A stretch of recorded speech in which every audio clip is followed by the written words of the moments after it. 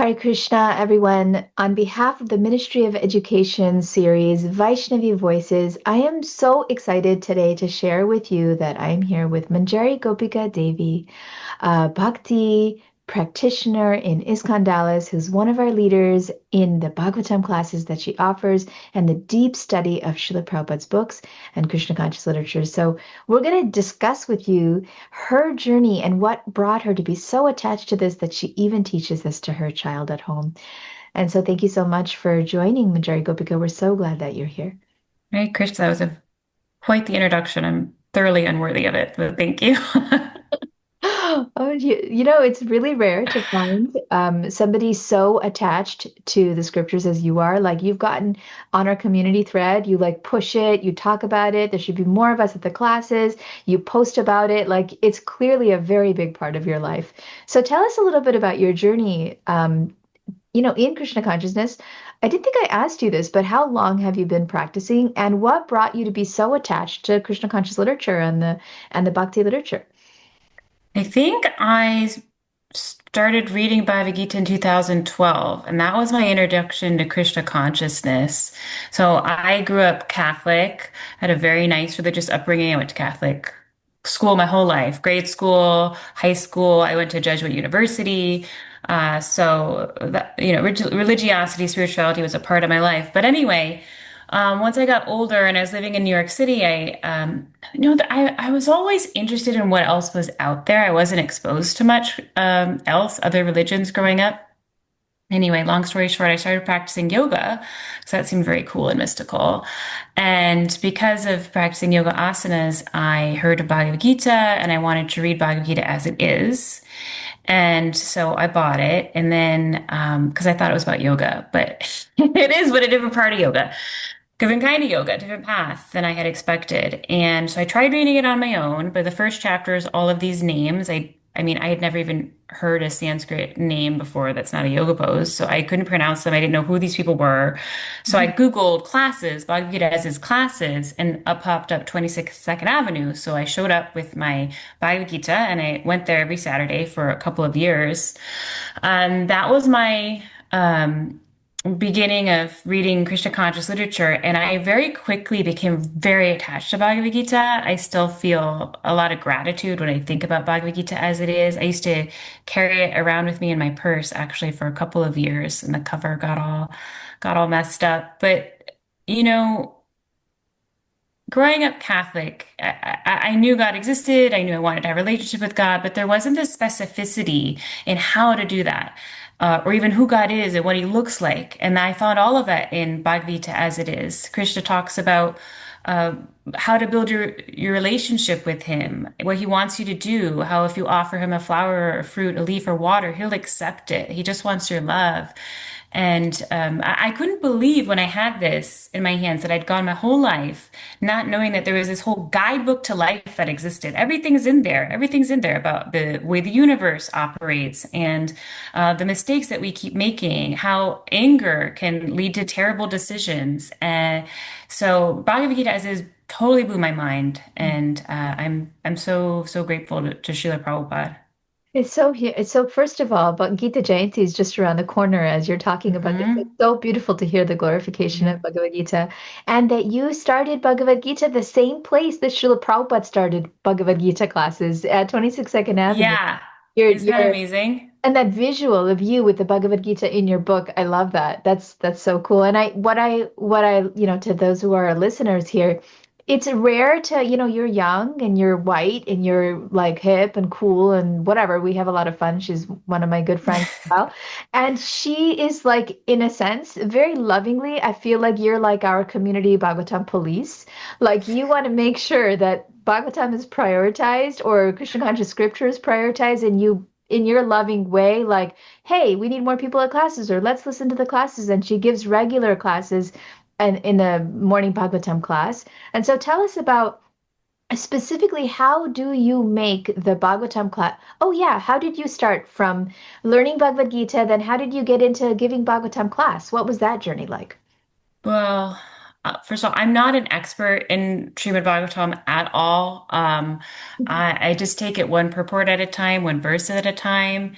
And after a certain period of time, certain number of years, I thought I know I need to read Śrīmad Bhāgavatam before I die, and I have a feeling it's going to take me a few years. So I was reading on my own, but it's kind of embarrassing how I ended up regularly hearing Śrīmad Bhāgavatam classes in Dallas.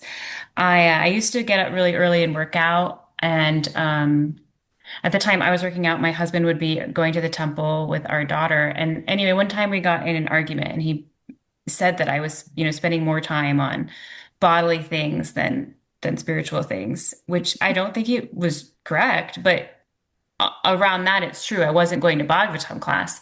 So I thought, well, I'll show him I'll do both. I'll get up early and I'll work out then. I'll go to the temple and I'll go to Śrīmad Bhāgavatam class. So I started doing that. And I got attached to Bhagavatam class. I really liked it. And we have such a nice way of doing it in Dallas where there's plenty of time for question and answers, and people are really open about their struggles or what they're not understanding or how to contextualize things. So it just feels really intimate. So I got really attached, and so I never want to miss it. And then, and then how did I start giving class? Again, I'm not an expert, um, but And she says this, but you should hear her classes, like how she's able to implement the story, the scripture. I mean, many of us participate and listen. You're just here, humility is coming. It's your love for Bhagavatam and love for Krishna conscious literature of Manjari Gopika that makes you an expert. But okay, I'll keep I talk. I will say I truly love to hear. I truly love to hear Śrīmad Bhāgavatam. And so I love hearing from my spiritual master and so many great devotees. And then I want to share that. And so then I put that in the classes that I give. But so anyway, I was just there all the time. And so they needed more speakers. And so this one Prabhu who was in charge of scheduling, Nanda Braj Prabhu, he was like, why don't you give class? And I thought it'd be a one-time thing, and it was really terrifying. And now it's been 2 years, and I give like every couple weeks. It's awesome. Yeah. Oh, I love it. So there was a need for speaking on Mhm. it and you began to. And so how do you contextualize the deep philosophical concepts? What's your process to making those applicable, the purports of Srila Prabhupada applicable to those who are listening? Well, Srila Prabhupada's purports are always applicable. The problems that we have been facing in this body are the problems that every human being has always been facing. Envy and material desires and fear and, disconnection, all of that, it's already relevant. But my process in preparing for a class is I listen. I listen as much as I can from my spiritual master. And Prabhupada is so amazing in his purports. He always links you to another verse. So then I go to that verse and I listen to class on that verse. And then, I pull things together. And I guess I'm old enough now that I've had some life experiences that I can kind of relate to the situations at hand. So I'm hearing that you hear other classes and you like really like that's how you plan for it is by hearing. It's like the best, most authentic way of learning. Like you're taking descending knowledge and then bringing in your practical application of it. Mhm. Yeah, I would say so. Beautiful. And so on this topic of Srimad Bhagavatam, have you felt any challenges in being able to study in general Srila Prabhupada's books or challenges that you feel our society faces as far as giving class or studying, on this topic? I think that devotees in general, I think it's always hard to find speakers. I think everybody thinks, or many people think, I can't do it. Who am I to give Bhagavatam class? And I mean, I think that's a natural and probably healthy disposition to have. If somebody raises their hand and says, pick me, I'm qualified to be on the Vyasasana, I would probably think something's not right there. But right, but Prabhupada wanted us to preach. He wanted us to read and understand his books. And in my life, what I have seen is because I have to preach in this way as my service, it's my service. I was asked to do it. And that's the other thing is whenever I'm asked to do something, I think I have to say yes first. Like this might be Krishna asking me to do this. Like I try to not say no to service. So even if I don't feel qualified, I think I've got to try. And in my experience, having to prepare for class, it makes me more faithful to Srila Prabhupada because it makes me read more. It makes me hear more. I take more notes, when I listen. And I think the biggest issue we face is people just are afraid to try. And I also don't know how many people are actually reading Prabhupada's books regularly. How many people listen to a lecture every day? How many people listen to, their local Bhagavatam classes when it's not some famous Swami speaking? I really think that Bhagavatam and hearing should be a part of everyday life. And I'm somebody who wasn't doing it, and my husband called me out on it. So I get it, but So you're like I see what it's transformed. You're on the other side of it now. yeah, I'm on the other side. And it's funny because I say sometimes to myself, like, the best part of waking up is Śrīmad Bhāgavatam class. Like, that's what I'm attached to. Do you My, go some, every day, Manjari Gopika? Like you go regularly to Bhagavatam class? well, when I'm on my work from home days, I do. Yeah, I go Are you every day. kidding But I me? do. I'm thinking about this when I'm not traveling. Maybe I'll join you. Like just this talk is making me feel like, oh, I love scripture. That's my biggest, more than anything else in Krishna consciousness for me. It's about the literature and the philosophy, Yeah. the And concept. for some people it's seeing the deities. But Yeah. even if that is your thing, seeing the deities and going to RT was Mm. so important to Prabhupada that we understand his philosophy and that we don't just, become sentimentalist. So I think that is maybe an issue is how much everybody's planning every day to get their 16 rounds in, but what are your reading goals? Are we hearing every day or every other day, like whatever you can do? Yeah. Oh, so important. Such a beautiful point that you're making in the Ministry of Education Global Community Global Office. They've been, Tapan Mishra Prabhu, he's the Minister of Education for ISKCON, and he's been pushing this books are the basis platform for years. Like just like let's get our reading, let's get our hearing, let's get our books into like our philosophy, and like let's make it a priority in our lives. And Swarup Krishna Prabhu and Bali Marandan Prabhu and quite a few have been like prominently trying to get this message out. So I love hearing this message coming from you. I feel like it's it had they were getting the message to me and it was being passed through. And now that my friend Manjari Gopika is saying it, it's entering a little more. Like I don't have a systematic progress, a study of reading. It's based on what I'm teaching. And so according to what I'm teaching, I'll read. But I mean, I do every now and then I'll grab a book. Like recently Tevakatamritam came out, and so I was reading that. Such a beautiful book. But thank you, Manjari Gopika. I'm hearing this and I'm feeling benefited. This desire you have, this strength you have, this practice, this sadhana bhakti you have towards Srimad Bhagavatam and towards just Krishna conscious literature in general has been passed down to your beautiful little Raseshwari. She has a daughter, her and Gokulananda Prabhu have a daughter. Gokulananda Prabhu is her husband. To all of you who are watching, an illustrious Vaishnava from Chopati, Juhu, Mm-hmm. Chopati, from yes. Chopati. He's an amazing Kirtaniya and, really, really solid Vaishnava, very solid Vaishnava. And so he's, I think, also encouraged you and So given much. you that, like, because of his encouragement, you're just like, let's do this. And you're encouraging so many of us. Yes. He has never ever said, you're not ready, or this is meant for someone else, not for you. Even though he's the one that was a brahmachari for 12 years at Chopati. When I was asked to give class, I mean, honestly, they did ask him first and he said no. But, and I'm so grateful to him. I'm so grateful because he's the one that has always pushed me to hear more, to do more. I And love he answers that. all my questions. Yeah. The way the two classes I heard from you, the way that you, because you are a contemporary, contemporary worker in American society, you were a Catholic, and the way you communicated is very relevant to those of us who live in America. The way you transition the concepts, the way you apply the concepts, you're living, breathing the scripture without making it feel stuffy and unreachable. And I love that you're saying that Gokulananda Prabhu encouraged you, that he's your Indian husband and he encouraged you. That's just also such a beautiful thing to anyone who's considering, who's watching this and thinking, oh, I'm an educator. I teach the kids. Can I give Bhagavatam class? You can hear her story. My Guru Maharaj told me when I asked him, what's the qualification to give Bhagavatam class? And he said, the only qualification that you need, wait for it, is that you have a desire.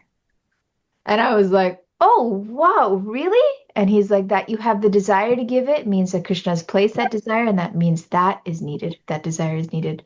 So yeah, tell us about Raseshwari and what's that been like as you've been getting your daughter. Did she just come in? Yeah, unfortunately. Perfect timing. I think Huh? I Like waved at her to go away, so she did go away. But if she hears me talking about her, she'll definitely want to join. So she's a ham.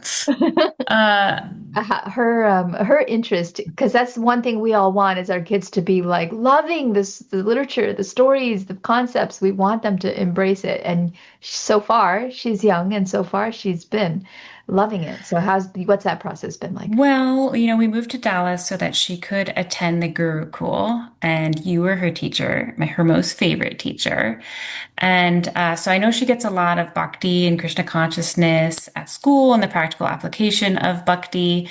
My spiritual master did tell me, he doesn't like to give personal instructions. The only personal instruction he ever gave me was he said, your duty is to raise your daughter in Krishna consciousness, and anything else that you do is extra. Mm, It's nice, but it's extra. mm. And so I think about that a lot. Radhanath Uh, marriage, right? around His Holiness Radhanath Swami He Maharaj. said anything else you do is extra, and your Extra responsibility is to raise your daughter. in Krishna I'm consciousness. pumping Yeah. that again to our viewers. So important, such an important message. So we moved to Dallas. That was part of the reason. Anyway, so in addition, I know she gets stuff at school, but what happened was she became very attached to His Holiness Giriraj Swami Maharaj. She loves him so much, and he loves her. And when he was staying here at this point of time, she was able to interact with him a lot, see him every day after school, serve him. So when he left that year, I knew she'd really feel his absence, and I was thinking, how can she stay connected to him? So I thought, well, she's got to read his books. So I sat down with her and I started reading to her aloud, I'll Build You a Temple. And now she's a voracious reader. She's very capable of reading things on her own. But I needed to learn that history too. And I knew probably there'd be some bigger concepts that maybe she needed to hear, together. So anyway, that's how it started. So we Mm. started reading together every day, I'll Build You a Temple. We both loved it so much. It deepened my relationship with Prabhupada and her relationship with Prabhupada and Giriraj Swami, his Holiness Giriraj Swami Maharaj. So that's how it started. And then after that, we just moved on to the next book. So after that, we read The Journey Home by His Holiness Radha Swami Maharaj. And then after that, we read Lilamrita Part 1. That took about 6 months. Because we just do a little bit at a time, a little bit at a time. And I never had any big goals of like, this has to be done by X amount of date, but just, 30 minutes a day, or one day we have more time, an hour.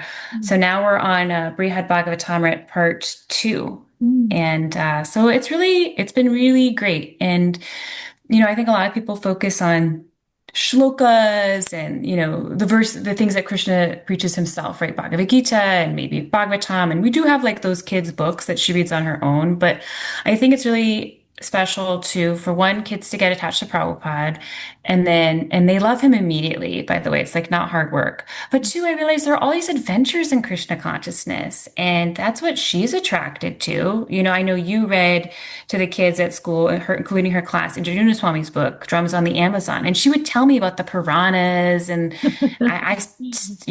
so that's kids will be so easily engaged if you read to them all of these incredible pastimes of Prabhupada's disciples. Yeah, yeah. Oh, I They want to hear more. Yeah, what I'm hearing as you're speaking is that your love is not an ethereal desire. It's a practical, regular, consistent practice that you've implemented into your life as like, okay, let's just do this every day, 30 minutes a day or a few times a week, 30 minutes to an hour a day. Like it's a commitment. It's not just like, yeah, we should do this, we should do this. Yeah, yeah, yeah. But it's like, no, here's our schedule, and we're going to place this in our schedule. And just remembering my own childhood, that was what my dad did with us. He read to us regular, of course, growing up in Krishna consciousness, we went to Bhagavatam class every single day for 19 years. And in addition, at nighttime, my dad would read to us, and he read the Brihad Bhagavatam Rita. And Oh, I remember he read it in Hindi before there were English translations. This was in 94. And I remember when he read that, he also read the Chaitanya Bhagavat. But Manjari Gopika, that book, the Brihad Bhagavatamrita, I remember that was the first time I felt really deeply validated that I felt since I was a little kid that Krishna was my friend. But Oh, in around me, the devotees, it was like, no, you can't get too close. There's on reverence.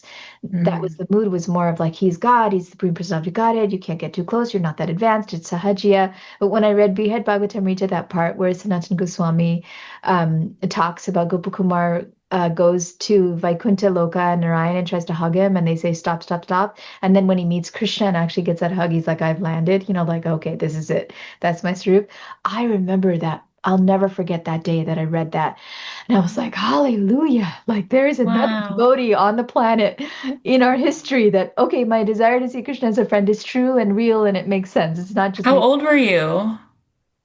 I was 14, Oh, 12. wow. I don't remember. It was 92 or it Wow. was around that time. It was before I committed to 16 rounds. I was 12. And so I do and so you're reading that is just so so powerful. And my husband also, he was raised in the 70s and his mom every day pile the kids in the bed and read Krishna book every night. So just to all the parents watching, any teachers watching, any devotees watching, sometimes we don't feel qualified to give class and sometimes we don't feel like we have time. I mean, like she explained, she doesn't have time. I currently wonder like a steady systematic set of reading, how would I do that? Mine's a bit sporadic. I do read, but not steadily the way she does. And so we may be in that situation where we're wondering. And if you have kids, this is the best impetus because you'll do it for your kids. Like you'll do it if Mm, you know your kids are listening. Then now you and your kids together can have a really sweet time together, half an hour a day. Another way to do it is to put on tapes. We had a Malabhakta's Krishna book reading, Dravida Prabhu's readings, like to put on tapes at breakfast time. That was another way that we implemented the Shastra, the Bhakti literatures into our daily practices. So, yeah. And I also, another point wanted to pull out here that you're making is that you started with the stories for the children. Even for us, sometimes it's necessary, sometimes it's helpful. You also mentioned you discuss it with people, like you at the temple, you get to oh, discuss the yeah. concept. So when you're discussing, when you're hearing, it feels it's a little less rote or boring or difficult. Because I have quite a few clients that I've talked to who want to study but don't know how to do it because they feel like if they just open the book and read, they might fall asleep. And so this Mm, is like a few different techniques that you use, the stories. Prabhupada Lilamrita, the stories of adventure, Marriage. There's so many books now that we can have that we can study and from there use that as a springboard. So with our boys, we started with all Prabhupada's books and then Prabhupada Lilamrita, and then from there they study the Bhakti Sastri books, Bhagavad Gita, Nectar of Instruction, Nectar of Devotion, and then moving into Bhagavatam. So yeah, wow, so wonderful to talk to you. Is there anything else you can share with community leaders, with Vaishnavas in our greater ISKCON? This broadcast is going all around the world. And is there anything else you can share as an American Bhakti yogi who has learned and become so fallen in love with Bhagavatam that you're getting all of us here to be excited about it? Any other points of advice or thoughts you want to share? I mean, I don't know if I have any advice other than to just start and to just try. And if there are any leaders to ask people to give class, whether you think they'd be great at it or not. Just give everybody the opportunity. And, Prabhupada's purports will help you. His purports are just so incredible. I've said to you in private, just as a joke, but I'm not joking. Sometimes when we're in Bhagavatam class and you do the pronunciation and you chant the verse, and then finally you get to the part where you read the purport out loud. Half the time I just want to like turn off the microphone and walk out. Like, what else is there to say? Everything is so perfect and amazing. Just reading his words out loud are incredible. So Prabhupada will help you, Krishna will help you when you're trying to understand, when you're trying to learn. And for me, it's so fun to hear Bhagavatam in community, to discuss what you're hearing, and to ask questions. That just adds a really special dimension. And I think that's true. I've heard His Holiness Radhanath Swami say, read Śrīmad Bhāgavatam, hear Śrīmad Bhāgavatam, but it's also really important to hear it in the association of devotees. Yeah. And the community aspect of it is really what's going to make it stick. And it's going to help you come back too, to have that connection. Yeah, I I love think, it's like living Bhagavad. Like there's the person who's the person Bhagavad, and then there's the book Bhagavad. But like you're saying, isn't it? When you read the words, it feels like exactly what life circumstance I'm at right now, this is answering that. And it's so personal. It feels like there's a conversation happening to you, for you, right in that moment, what you need to hear. And I love your like the mic drop. Because yeah, like just mic you drop. don't know Manjari Gopika, she loves to talk. She has plenty to say. It's true. I love to talk. I So love the hers sound of said my own mic drop voice. is my saying mic drop is a strong. Oh, I I love love the you. sound of I'm my so voice. rejuvenated by this talk with you. Thank you so much. And to all of our Thank you. viewers, please go to isconeducation.org and check out what they have there for Books Are the Basis campaign. And share, share, share, share. There are many other videos being posted. Illustrious Rup Krishna Prabhu's like really putting together a wonderful thing for. Oh, one last point. Vaishnavi voices. In our temple, you're talking about Bhagavatam class, and I recognized and I spoke to Kanchana Kunda, who's our temple president's wife, like, oh, there's a lot more female speakers. And she's like, yeah, that's an initiative that we're trying Mhm. for. So if you're a leader, if you're a female, let's get up there and let's give the female perspective of Śrīmad Bhāgavatam. And we're so grateful to the Ministry of Education for highlighting this. All right. Thank you, everybody, and we will see you again soon. Hare Krishna. Thank you.